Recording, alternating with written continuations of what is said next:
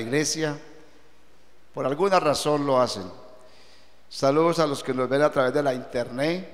Dios les bendiga y gracias por su sintonía. Esperamos estarles siendo de mucha bendición también para sus vidas.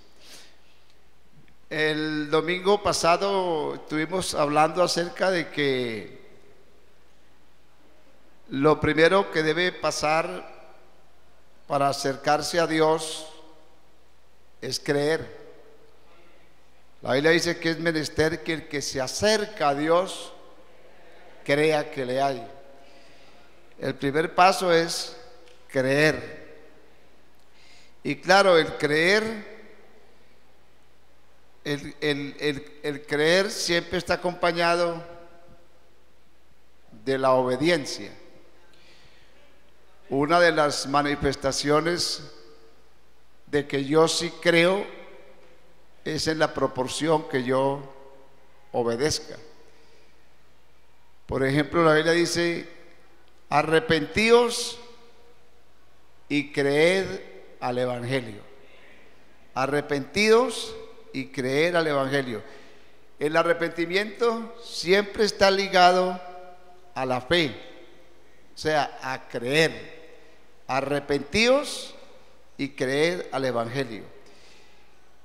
De pronto no tenemos muy claro de qué debemos arrepentirnos. Ese parece ser uno de los problemas de muchos de nosotros, que nos comparamos con otras personas y no nos vemos tan malos como otros, y hasta llegamos a pensar: ¿y yo de qué me arrepiento? Porque yo no mato, yo no robo.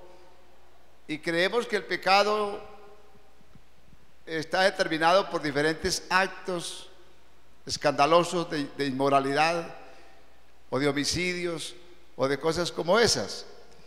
Y muchos se nos dificulta ver la realidad del pecado. El llamado al arrepentimiento está en la Biblia desde tiempos inmemoriales, porque desde siempre el hombre, según la historia bíblica, se corrompió. El hombre está corrompido y está dañado desde el principio. En el libro de Génesis, en el capítulo 6, dice que viendo Jehová la maldad de los hombres, que era mucha en la tierra, eso es desde tiempos inmemoriales.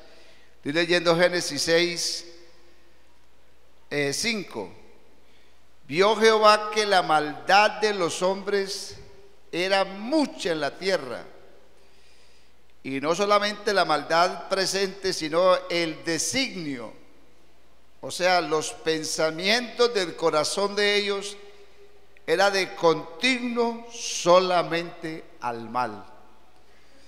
Era una sociedad, y es una sociedad totalmente corrupta. El verso 11 del capítulo 6 dice: y se corrompió la tierra delante de Dios, y estaba la tierra llena de violencia. Ojalá dijera estaba, pero viéndolo bien, está la tierra aún todavía llena de violencia. Se corrompió la tierra. El hombre se hizo malo, se hizo perverso, se corrompió. De allí que el llamado de Dios siempre ha sido entonces a que el hombre se devuelva de un camino equivocado, porque ese camino, esas acciones, ese tipo de corrupción ha causado demasiada ruina, porque la Biblia dice que el pecado es causa de ruina. Pecado arruina al hombre, arruina el matrimonio, arruina el hogar y arruina la sociedad. No hay cosa que más traiga ruina que un hombre desenfocado o una mujer desenfocada que no quiera reconocer sus errores, porque no habrá esperanza. Usted se podrá ir por el mundo desenfocado y solo el día que pare y se devuelva, usted podrá ser otra persona. Pero mientras que persista en la actitud incorrecta, no habrá nada que se pueda hacer. Yo no creo que sea pesimista decir que ahí no valen consejos, ahí no valen orientaciones de ningún tipo, porque cuando la voluntad de la persona está decidida solamente a lo malo, ¿quién lo puede devolver? Por eso es que el Evangelio no es una religión, ni es un consejito. El Evangelio es un poder, porque es el único poder que tiene capacidad de devolver al hombre del camino. Porque arrepentirse es el acto de devolverse de un camino equivocado.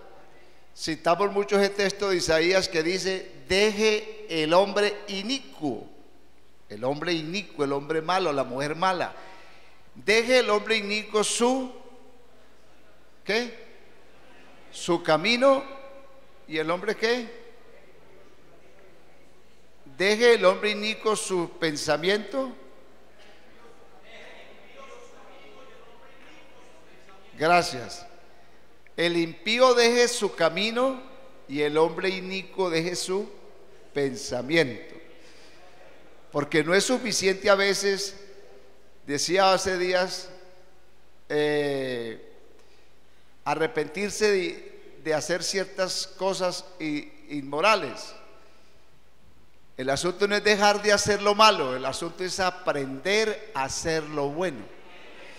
Mucha gente intenta dejando de hacer lo malo y lo dejan de hacer por un tiempo, pero vuelven otra vez y acaban haciendo lo malo. Tal vez porque los pensamientos siguen igual. Por eso hay que dejar también las formas de pensamiento, dejar de alimentar pensamientos de iniquidad, pensamientos de perversidad, pensamientos de hacer daño, pensamientos incorrectos, porque los pensamientos son influenciados o por el bien o por el mal. Entonces hay que dejar también no solamente de hacer las cosas, sino cambiar las formas de pensamiento. Por eso Romanos dicen renovados en el espíritu de vuestra mente. Cambiemos las formas de pensamiento, porque eso es lo que acredita o amerita un verdadero arrepentimiento. Ustedes ya saben que, por ejemplo, Israel, siempre decimos, Israel salió de Egipto, Dios lo sacó del cautiverio de Egipto, pero siempre decimos, y la Biblia lo dice, Egipto nunca salió de ellos. Aunque ellos estaban en el desierto y habían visto las manifestaciones gloriosas de Dios, ellos seguían con pensamientos egipcios, seguían pensando con una cultura egipcia. Por eso cuando tuvieron hambre se acordaron de las cebollas, de los ajos y de cómo vivían en Egipto. Cuando comenzaron a morir se acordaron de los sepulcros. Cuando se vieron como desamparados hicieron un becerro, porque tenían esas costumbres arraigadas en sus mentes. Aunque físicamente habían salido de Egipto, sus mentes seguían en el pasado de sus creencias. Y eso pasa hoy en día. Muchos tal vez, porque Egipto es un tipo del mundo, ¿verdad? Y la iglesia es el tipo de un pueblo puesto aparte por Dios. La iglesia es un pueblo sacado de la inmundicia, sacado del lodo humano, sacado de la basura, del basurero, dijo alguien, humanamente hablando. Es puesto aparte. Pero a veces seguimos pensando con los pensamientos propios del mundo y nos cuesta mucho renunciar a nuestras formas de pensamiento, y por eso batallamos tanto para llegar a una genuina y real conversión, porque aún queremos estar en la iglesia, claro, pero con actitudes muy propias del mundo, porque los pensamientos siguen siendo pensamientos todavía no convertidos. Hay que renovar las formas del pensamiento, porque la Biblia dice que nosotros podemos llegar a tener la mente de Cristo. Hay una cosa muy importante, entonces tenemos que arrepentirnos ¿de qué? De la corrupción que hay en el mundo. El mensaje de la iglesia primitiva fue ese: huid, huid, dijeron los primitivos cristianos al pueblo, huid de esta perversa generación, huid, salí corriendo, huid de esa perversa generación, sálganse de la mundanalidad y vengan a Cristo. Alabado sea el nombre de Jesús. El arrepentimiento es entonces de una conducta inapropiada, equivocada, de la cual nadie honestamente puede decir yo no tengo nada que ver con eso, porque la Biblia dice por cuanto todos pecaron. Ahí estoy yo, ahí está toda la raza humana. Por cuanto todos pecaron, están destituidos de la gloria de Dios. El pecado nos destituyó de la gloria de Dios, nos privó de la gloria de Dios.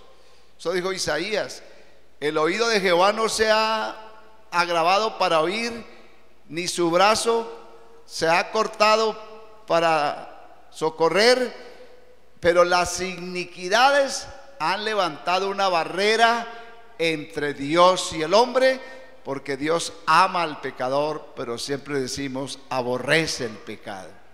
Dios está airado con el pecador porque éste no quiere reconocer su pecado. Y cuando reconozcamos el pecado, tenemos que saber entonces ante quién debemos ir a arrepentirnos. Amén. El arrepentimiento, según estábamos leyendo, es para con Dios. Amén. Pablo dijo, testificando a judíos y a gentiles el arrepentimiento para con Dios, porque el pecado no solamente primordialmente ofende a Dios, aunque el pecado ofende a su esposa, a sus hijos y a toda su familia y a la sociedad en general, pero primeramente el pecado ofende a Dios. David, cuando se arrepintió, eso fue lo que él entendió. En el Salmo 51 dice, yo contra ti y contra ti solo he pecado. Cuando uno se arrepiente genuinamente, debe hacerlo muy consciente que es ante Dios, ante Dios. Si bien es cierto que después habrá que restituir y estar, que lo vamos a ver ahora, estar en capacidad de pedir perdón por el daño que se ha causado. Se ha causado, es muy importante reconocer eso. La misma ley de nuestro país está en procura de eso. Y estamos oyendo mucho la palabra justicia, paz y restitución. Esos son términos bíblicos, porque la Biblia habla de que nosotros tenemos que restituir al agraviado, porque en algún momento a alguien hicimos daño, sea la esposa, al esposo, al hijo, al vecino, al familiar, al papá, a la mamá, pero alguien se ha sentido mal con nuestros actos.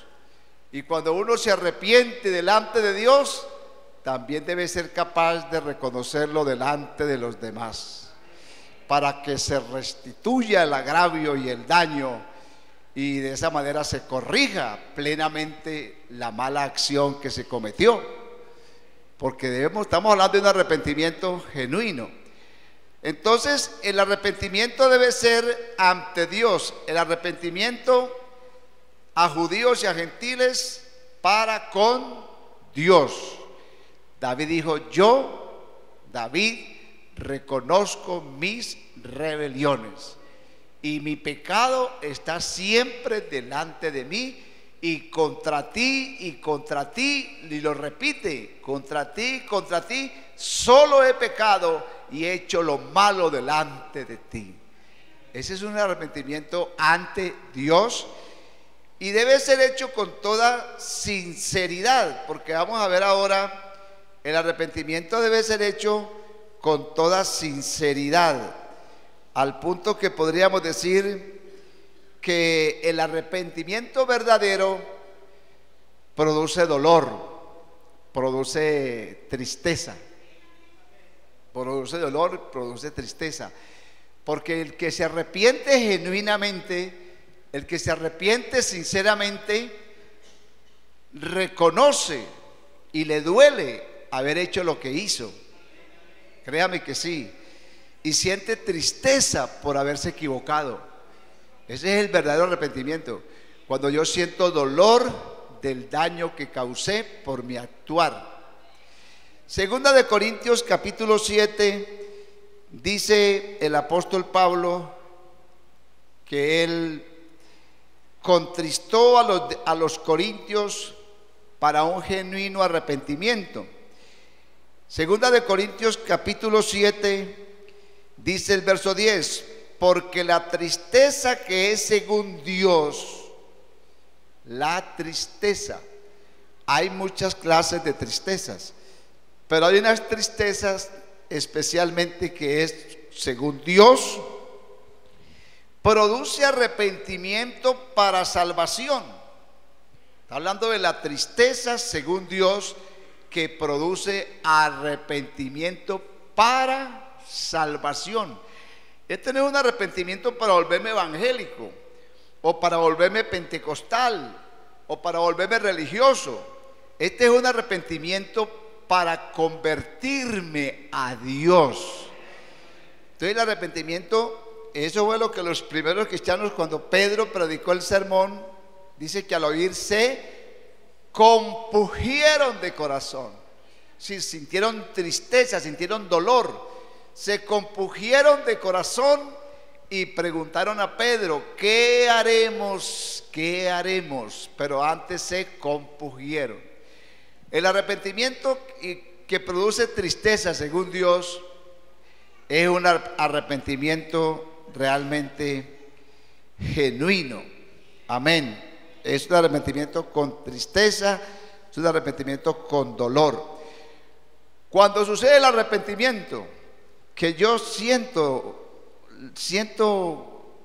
que estoy mal, yo siento que en verdad sí soy un pecador, porque hasta que no reconozcamos la realidad del pecado, ¿de qué nos vamos a arrepentir?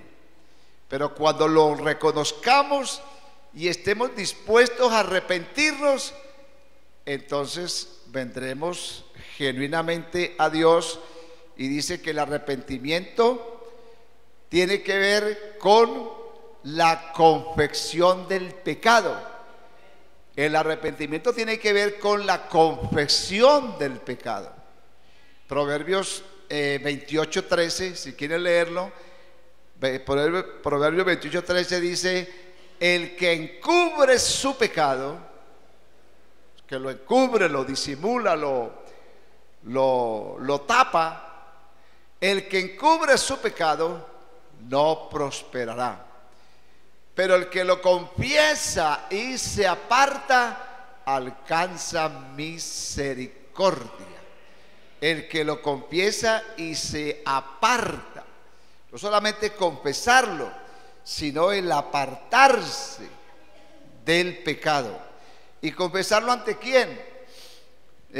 Antiguamente muchos conocimos el método de la confesión, y es que íbamos, o nos enseñaron a ir ante una autoridad religiosa a confesarle el pecado. Eso es respetable y pertenece a la tradición religiosa universal. Bueno, no universal, pero sí, de alguna manera tradicional. El pecado, según la Biblia, no debe ser pedido no debe ser confesado al hombre, el pecado debe ser confesado a Dios, porque el pecado es contra, dijimos ya, contra Dios. Contra ti solo he pecado. Yo debo ir a Dios y confesar mi pecado. La Biblia dice: si creyeres en el corazón y confesares con tu boca que Jesús es el Señor, serás salvo. Porque con el corazón se cree para justicia y con la boca se confiesa para salvación. Yo debo arrodillarme en algún lugar, sea en el templo, en la casa, en cualquier lugar, y decir: Señor, confieso, reconozco mi pecado. Cuando una persona pasa al altar, lo primero que debe es reconocer su condición de pecador. Amén. Reconocerlo y confesarlo. No basta creer, sino hay que confesar, porque en la confesión hay liberación, hay sanidad interior. Y eso no es solamente válido para las personas que apenas se están convirtiendo. Yo creo que esto también es válido para aún los que nos hemos convertido. Amén. Porque hay situaciones dentro del pueblo cristiano que también ameritan la confesión. Hay a veces cosas que Dios las permite para que de alguna manera seamos confinados a reconocer las cosas que estamos también haciendo mal. Por ejemplo, habla de la oración.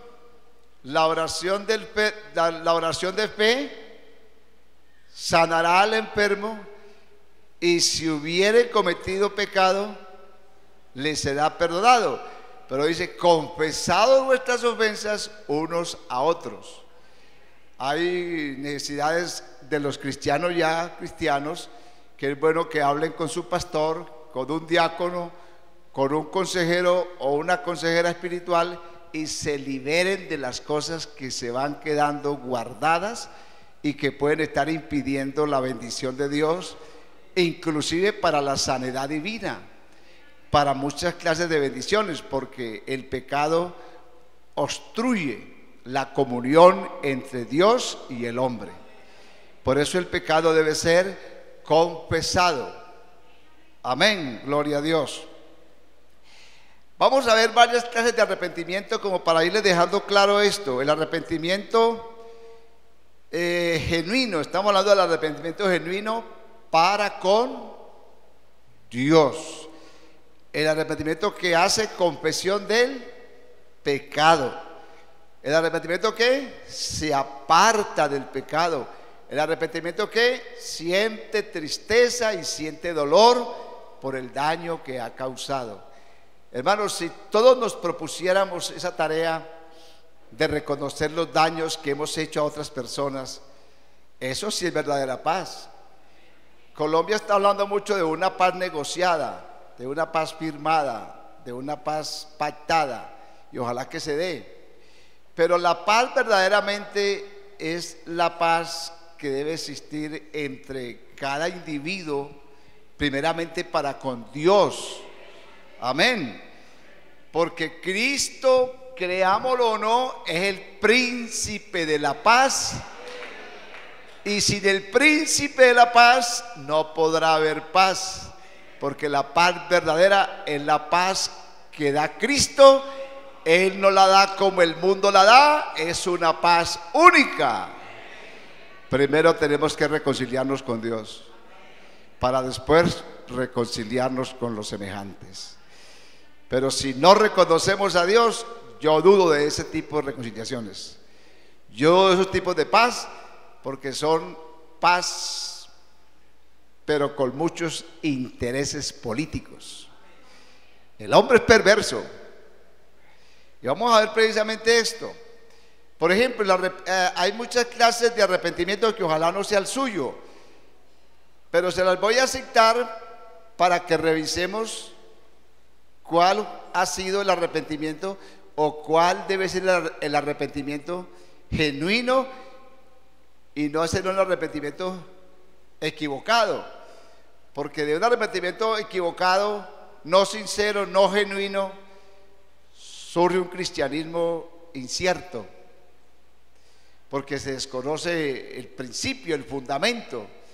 Bueno, yo de qué fue que me arrepentí, o por qué me arrepentí, o de qué me arrepentí. Vamos a hablar del arrepentimiento, digámoslo. La Biblia existen muchas clases de personajes importantes en la historia que manifestaron ciertos actos de arrepentimiento, pero ¿hasta dónde fueron sinceros? Y eso mismo se repite de alguna manera en muchas personas hoy en día, y que es lo que yo quiero como dejar expuesto ante ustedes. Por ejemplo, digamos que hay un arrepentimiento que es un arrepentimiento como desesperado. Hay un arrepentimiento que es como desesperado, en el sentido de que es una situación que se presenta y que se sale del control humano, y que uno ve la impotencia para dar una solución. Porque dejemos claro, de lo que uno tiene que arrepentirse es del pecado. Pero vemos un arrepentimiento, por ejemplo, desesperado, que no conlleva a nada.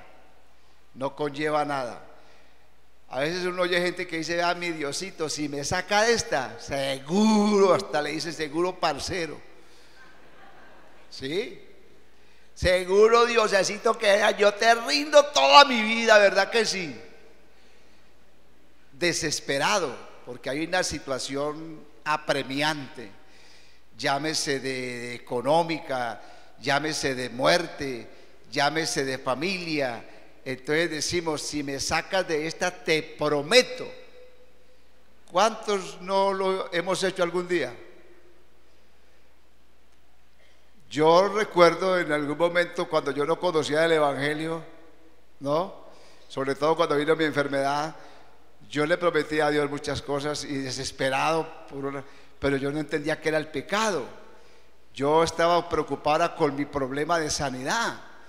Y hay gente que no entiende qué es el pecado, sino que están preocupados con algún problema que tienen, y lo que necesitan es un Dios bombero. Esto se prendió, venga, apáguelo y váyase otra vez. Y ese no es arrepentimiento. Eso es un arrepentimiento desesperado. Veamos el ejemplo en el caso de este hombre muy conocido, Faraón. Éxodo 9, 27 y 28. Éxodo 9, 27 y 28. Éxodo 9, 27 dice: entonces Faraón, usted sabe que él estaba acosado por las plagas que le estaban cayendo a su país, y lo tenían desesperado, acorralado. Entonces dice que entonces Faraón envió a llamar a Moisés y a Aarón, y les dijo: he pecado esta vez. Jehová es justo, y yo y mi pueblo impíos. Parece que va por buen camino, porque él dice: he pecado esta vez, Jehová es justo, yo y mi pueblo impíos. Eso está bien reconocido. He pecado, yo y mi pueblo, y Jehová es justo y nosotros somos impíos. Y el verso 28 entonces dice: orad a Jehová para que cesen los truenos de Dios y el granizo, y yo dejaré ir y no detendré más. Le respondió Moisés: tan pronto salga yo de la ciudad, extenderé mis manos a Jehová, y los truenos cesarán, y no habrá más granizo, para que sepas que de Jehová es la tierra. Ese es un pacto.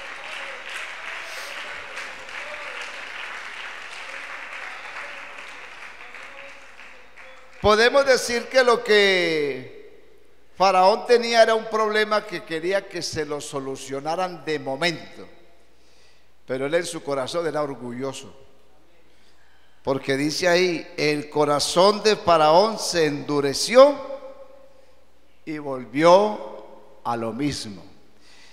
Y es que era un hombre como muy, porque imagínate que en el capítulo 8 y el verso 9 dice que le dijo Moisés a Faraón: dígnate indicarme cuándo debo orar por ti y por tus siervos y por tu pueblo, para que las ranas sean quitadas de ti y de tu casa y que solamente queden en el río. Imaginémonos que habían ranas como juicios de Dios por todos lados. La cocina del faraón, las piscinas, los palacios, las calles, todo estaba un tapete de ranas. Era un juicio de Dios sobre el faraón. Y le dice Moisés, el siervo de Dios: ¿cuándo quieres que ore por ti? Y él muy tranquilo dice: ora mañana. Ora mañana. Así hay mucha gente que no le da como la trascendencia, la importancia a las cosas de Dios. Ora mañana. Es decir, otra persona no hubiera pensado así, porque el problema ya estaba ahí. No orad mañana, orad ya. Alabado sea el nombre de Jesús.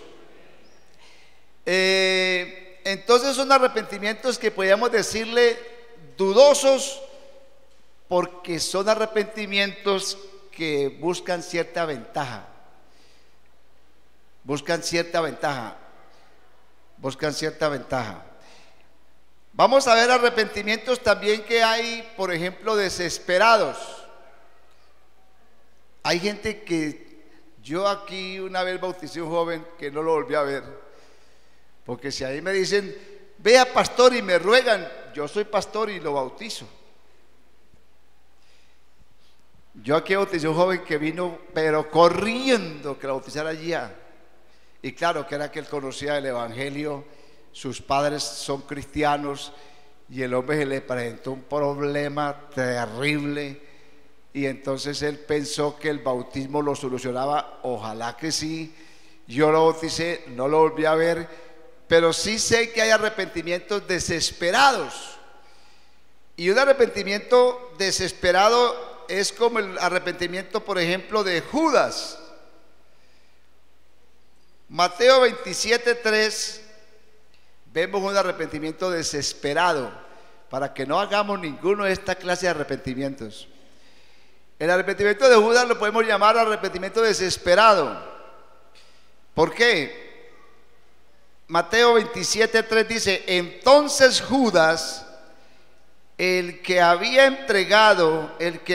entregado, viendo que era condenado, devolvió arrepentido las 30 piezas de plata a los principales sacerdotes y a los ancianos, diciendo: yo he pecado entregando sangre inocente.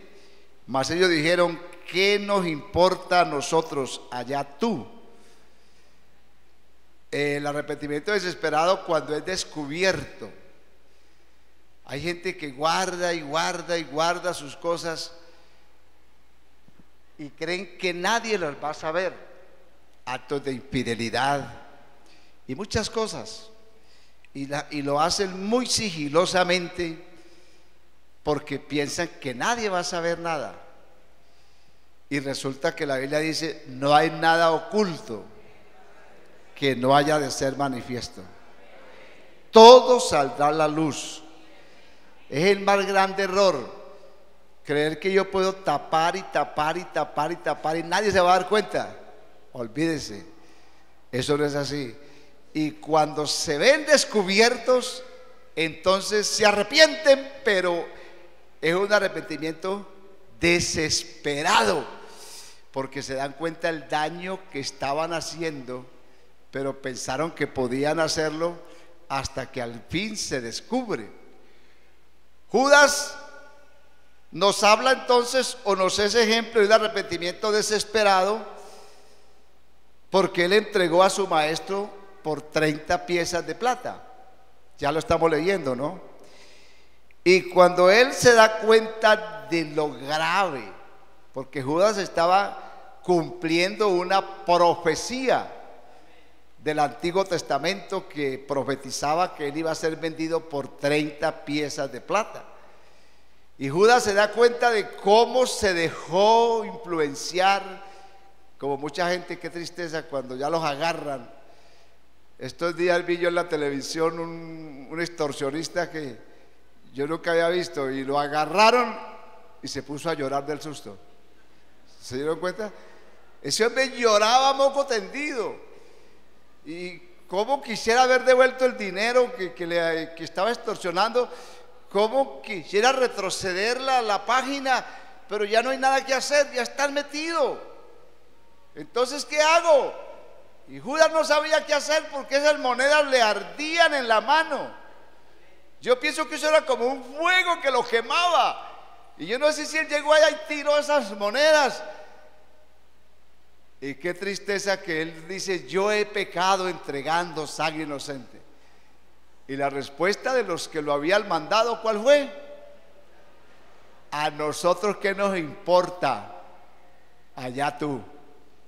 Así pasa con los compañeros y las compañerotas esas que se consigue la gente por ahí y los inducen en las cosas malas, en la droga, en atraco, sicariato, cuántas cosas perversas. Y cuando los agarran van a buscar a los amigos. Amigo, ¿cuál amigo? Amigo no hay sino uno, su nombre es Jesús de Nazaret.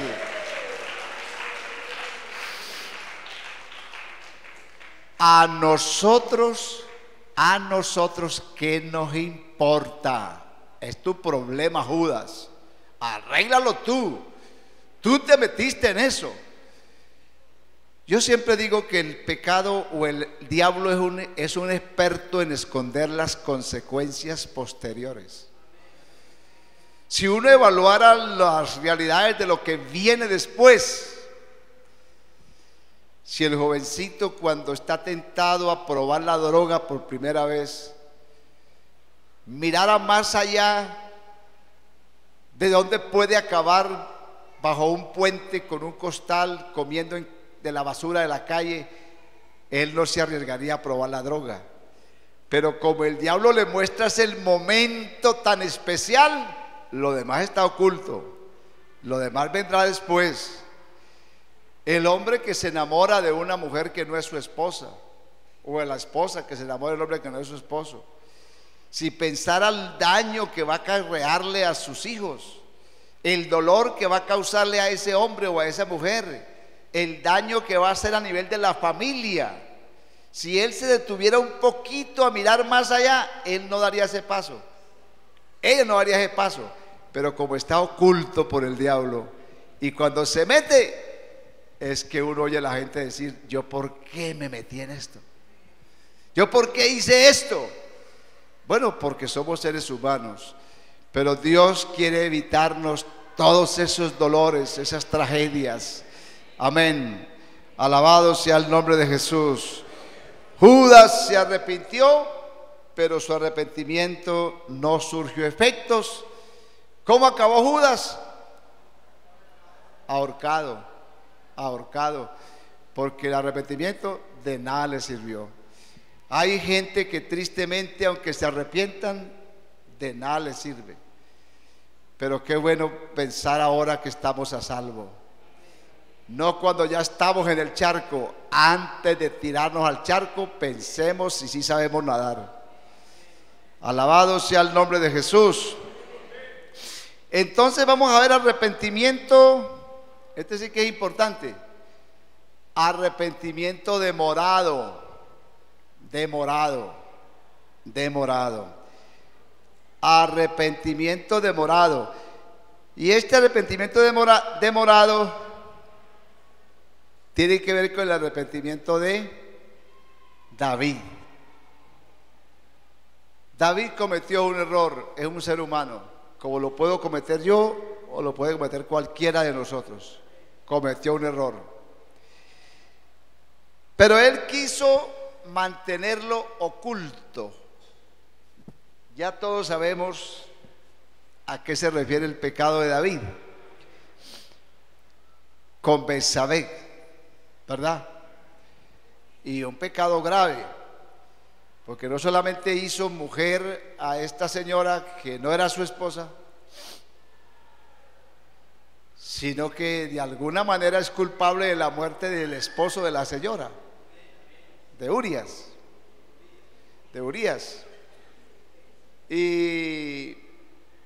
Y guardó eso. Pero Dios es bueno. Y Dios no quiere que el hombre se pierda. Y ya conoce la historia. Cómo Dios envió a un profeta Natán a contarle una historia al David. Interesante eso, ¿verdad? Y cómo David persiste en mantenerse en su integridad, en su justicia. El que tal hizo es digno de muerte. Y ya saben lo que Natán le dijo: tú eres ese hombre. Y ahí se desploma todo. Mano, el día que hayan cosas como esas guardadas y que salgan a la luz, todo se desploma. Yo no quiero estar ahí para ver el desplome de tantas personas que a veces creemos que podemos vivir con cosas guardadas y que nadie va a saberlas. Y qué vergüenza el día que la familia, los hijos, las esposas, los esposos o alguien lo sepa. Yo creo que uno pagará escondederos a como sea. Dios nos guarde, porque uno querrá que la tierra se lo trague, ¿o no? Uno querrá morirse de una vez antes que le derrumben su apariencia de piedad. Eso es doloroso, pero somos seres humanos y nadie está libre de eso. Este hombre era un hombre de Dios, David, un rey, cometió tremendo error, amén. Y el problema es que demoró, arrepentimiento demorado. ¿Por qué dice o por qué decimos demorado? Bueno, en el mismo Salmo 32, David lamenta una cosa, y se lamenta es haber guardado tanto el pecado. Y él escribe el Salmo 32, salmo muy bonito, y dice: bienaventurado aquel cuya transgresión, que es pecado, pecado es transgredir un orden, una ley, violentarla. Bienaventurado aquel cuya transgresión, ¿qué? Ha sido perdonada y cubierto su pecado. Bienaventurado aquel a quien Jehová no culpa de iniquidad y en cuyo espíritu no hay engaño. Mientras callé, ¿qué dice? En mi gemir todo el día, porque de día y de noche se agravó sobre mí su mano, se volvió mi verdor en sequedad de verano. Mientras callé, se envejecieron mis huesos. Hermano, hay gente enferma. Aquí hay hermanos que son psicólogos. Yo no soy psicólogo. Obviamente yo soy pastor, pero uno oye a los psicólogos tratando de ayudar a las personas, orientarlas. Y una de las orientaciones que dan es: ¿qué tiene usted contra alguien? Odio, amargura. Alguien le hizo un daño tan grande y usted no ha sido capaz de perdonarlo. Y se enferman. Hay gente enferma de lo que llaman comúnmente el estrés. Hay gente con depresión. Hay gente con insomnio. Hay gente con unas problemáticas emocionales muy bravas. Y tal vez no necesiten ni de psicólogo posiblemente. Tal vez lo que necesiten es confesar sus pecados a Dios. Aleluya. Tal vez lo que necesiten es abrir sus corazones a Dios. Y habrán cosas que de pronto ya no podrán ser reparadas. Yo admiro la valentía, y son mujeres y hombres que yo creo que no son cristianos bíblicos, mas sin embargo uno les oye decir cómo a ellos les han matado sus seres queridos, han matado sus padres, han matado sus hijos, han matado sus esposas, sus esposos, y uno les oye decir en la televisión, pero yo le perdono. Eso es tremendo, pero yo le perdono. Hay mujeres violadas, hay niños violentados que hoy en día son hombres adultos, pero llevan el dolor, llevan la impotencia, llevan la rabia de que nadie les hizo justicia. Por eso Jesucristo vino a este mundo para sanar lo imposible de sanar. Él es el sanador de esas heridas. Créame que sí, créame que sí.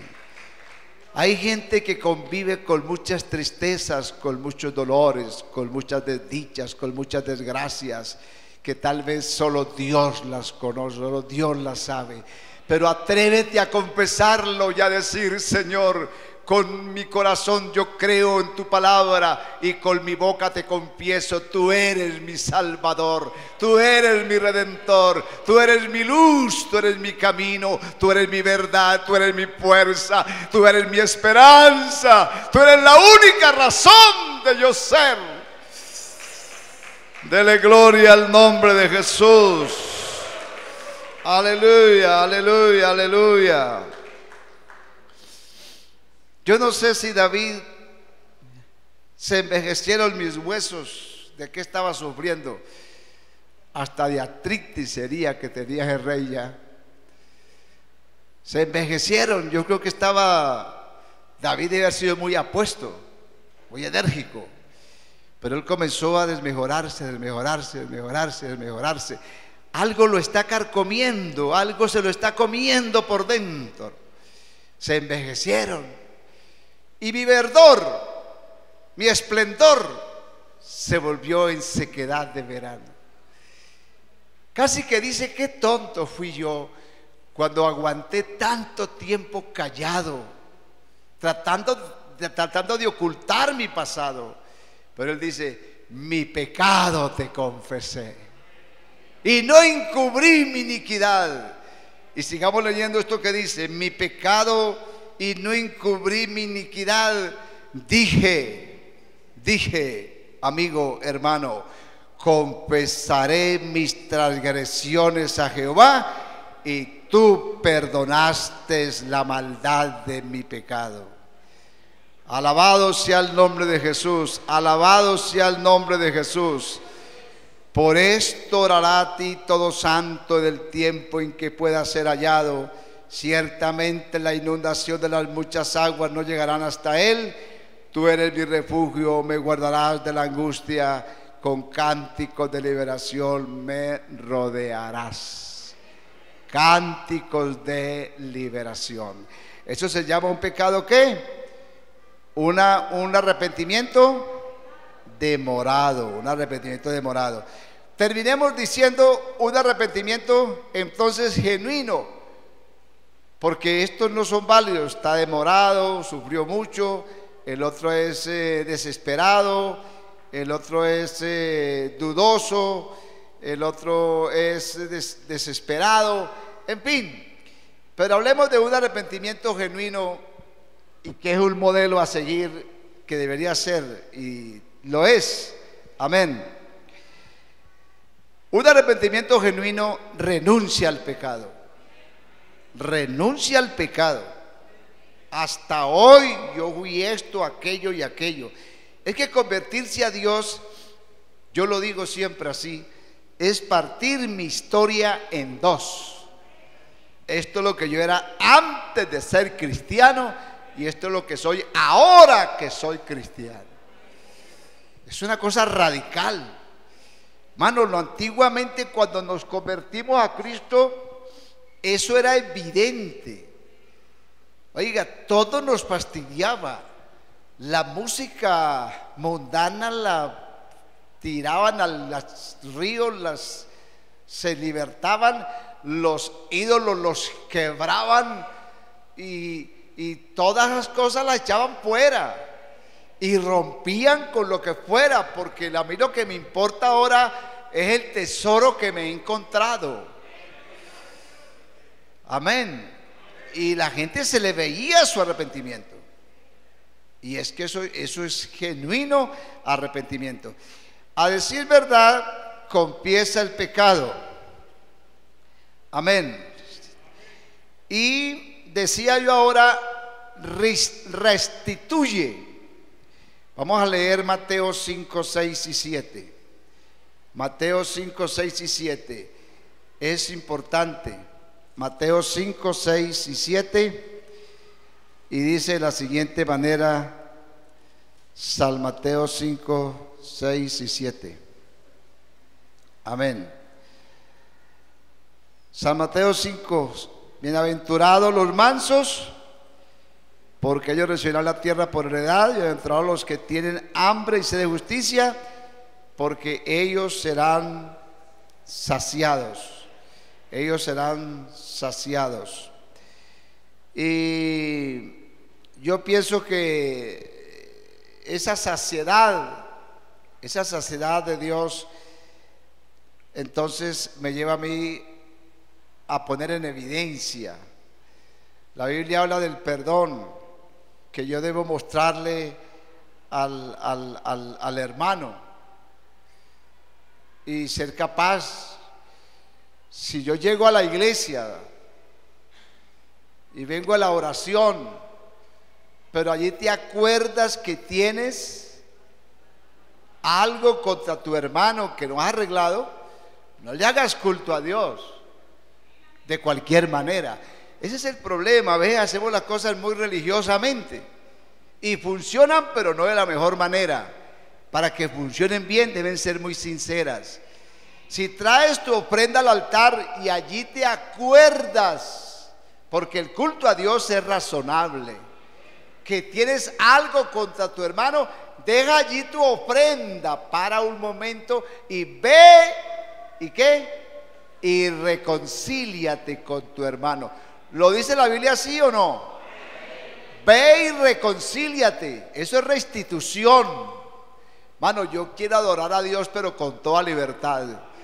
No con un corazón dividido, no con un corazón con resentimiento, no con un corazón con odio. Yo quiero adorar a Dios con un corazón limpio. Bienaventurados los de limpio corazón, porque ellos verán a Dios. Ellos sentirán la paz de Dios. Eso quiere decir, los de limpio corazón. No hay mayor riqueza. Yo le digo a mi esposa, la mayor riqueza, no hay mayor riqueza que un corazón limpio, que sientes que no te deben nada, ni le debes a nadie nada.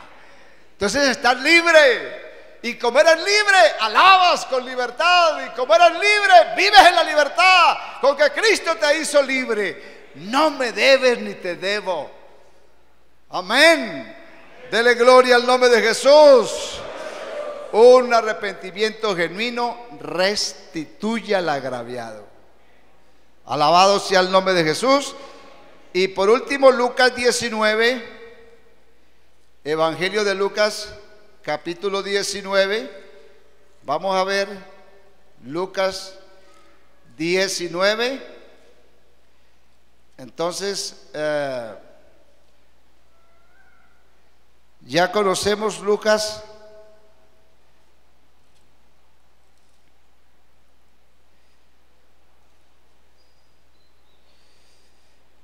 Evangelio según San Lucas.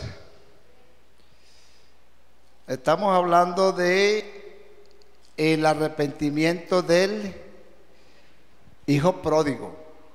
15. Ustedes saben ¿qué hizo el hijo pródigo? Todos lo conocemos, ¿verdad?